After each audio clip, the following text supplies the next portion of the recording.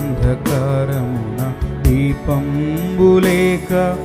పలుమారు పడుచుండగా దుఃఖ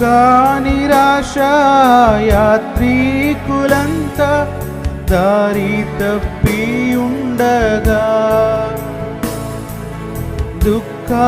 నిరాశ యాత్రికులంతా దారి తప్పి ఉండగా మార్గదర్శి అయి నడిపించువారిని మార్గదర్శి అయి నడిపించువారిని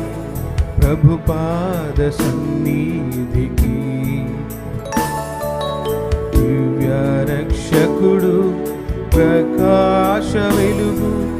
ఉదయించే